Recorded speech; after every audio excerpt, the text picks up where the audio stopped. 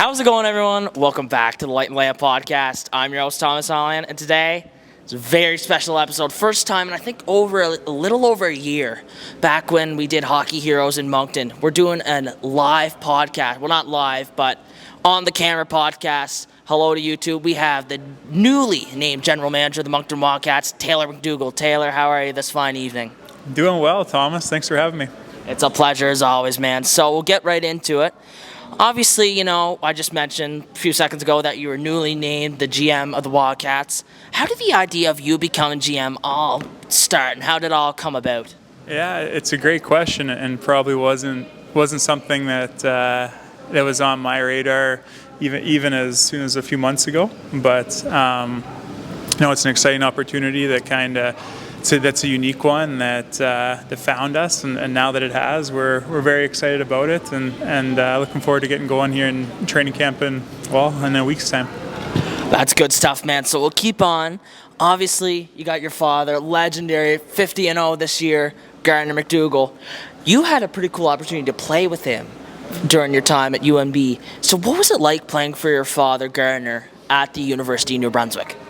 Yeah, it was. Looking back at it now, it was a pretty special opportunity, and obviously growing up in Fredericton and being around UNB and extremely familiar with the program, having a chance to play there, just that in itself was a pretty cool opportunity. It was something that it probably took a little bit to find our groove a little bit, but at the same time, I was very fortunate where coming in, there's a lot of players that I'd either played with or was friends with prior, and then as we went, we had really tight groups. I was really fortunate for the teammates that I had, and kind of made that dynamic a lot easier and beneficial. And looking back, it was a really special experience. Good stuff, man. Now, kind of a question. I mentioned to you before, I like to think questions on the fly. We're here now. We're at the Grant Harvey Center in Fredericton, the Maritime Hockey Summit. Standing behind me, or not standing, but playing behind me, we've got some 09s out there. Is there anyone, I know you just kind of walked in, but is there anyone that's poking your eye? That's a good question. We're always looking for good players, and there's a few good players out there. So we're looking forward to keep watching. Good stuff. So we'll keep on with the actual questions. So, follower of LTL on Instagram, Alain Roy. He got the Roy Sports Group, RSG Hockey, does a lot of stuff, has a lot of clients in Atlantic, Canada. You spent some time there as a legal director, something like that, but you were an agent as well. You had some podcast alumni you mentioned earlier as your clients. Tell us about your time as an agent with the RSG Sports Group, or Roy Sports Group, as an agent. Just tell us all about that.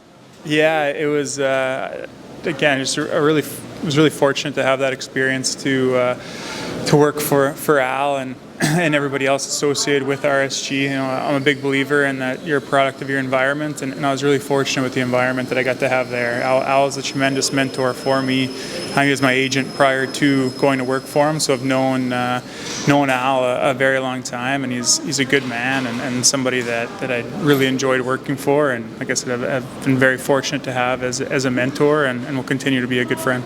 That's exactly, and they got some wicked stuff. Like I said, they got a whole bunch of NHL guys now. Who do they got? They got Caden Gooley. I'm just thinking of guys off the top of my head. I go on their website every now and then. Caden Gooley, Jake Allen, all those guys really. So, some wicked stuff happening down there. It's cool you got to be a part of that. Tell us about the acquisitions that you've made so far for the Wildcats. How long have you been with the Wildcats so far? Not long at all. Was it 2 months? Yeah, since the middle of May. Middle of May, right on. So, you got guys like Marcus Vidicek, Dylan McKinnon, and I mentioned earlier to him, once again, not great with pronunciations, but why don't you take this one, Juraj Pekarczyk. But tell us about those acquisitions and how they will help the team. Yeah, well, first and foremost, they're all great people. And I would, we're fortunate to have a really good dressing room and leadership group in place in Moncton, and all these guys, and I would include Loke Johansson, the Swedish defenseman we were able to acquire in the import draft, in that as well. These are all very experienced players at the junior level, and they're all really good people who bring really good leadership traits, and in each of their cases, we think that they have the opportunity to be impact players for us and hopefully be difference makers for our group down the stretch. So we're looking forward to having all of them, and looking forward to seeing them bring to our lineup. That's good stuff, man. So we'll keep on. Talked to you a little bit about this earlier. You said you were listening, like I said, to the Jake Furlong podcast, the Moz Mueller podcast, but the starting lineup, the infamous starting lineup question. It gave you some time to think about it. Can we get to hear Taylor MacDougall's dream starting lineup? Yeah, well, there's a lot of different ways you can go with it, but maybe we'll go Atlantic Canadian centric, okay. Maybe. So you have to go Sid down the middle if you're doing that, and probably throw Nathan McKinnon on the right side, and then throw a good Cape Breton boy, Logan Shaw, former teammate on it. He can play as off wing. If he's playing with those two, I think he'll be okay playing as off wing. So we'll throw Shawzy with those guys, and then we'll go Phil Myers and Ryan Graves on the back end, two big boys, and then we'll throw Jake Allen in the net. He's starting to get old, but I think he can. Big birthday yesterday for Jake, but no, we'll throw Jake in the pipes. It's a pretty good lineup. Wicked lineup for sure. So we'll round off. How special is it that now you get to work alongside your dad every day? You're the boss. He's the coach. Tell us about it. No, it is pretty special, as you alluded to, and I think obviously our arrangement's unique, but I think the most successful arrangements in hockey and call it management in general are those that are collaborative, and every part of our staff, not just with our head coach, but kind of everybody who's involved with us at a staff level. It'll be a collaborative process, and we're fortunate to have the people that we do, and we're just looking forward to getting started here. That's awesome stuff, man. We got some hockey going on behind us. You're doing a little bit of scouting, a little bit of note-taking, I'm sure. I'll let you get back to that. I'll get back to filming. I want to thank you, Taylor. Obviously, you're a busy fella. I say this all the time. All my guys are busy fellas.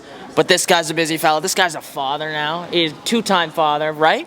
Two-time father. He's the two-time, obviously. So good luck this season. I'm sure this won't be the last time I see you this weekend. I'll let you get back to doing your thing. Thank you, Taylor, for coming on the Light and the Lamp podcast. Awesome. Thanks a lot, Thomas.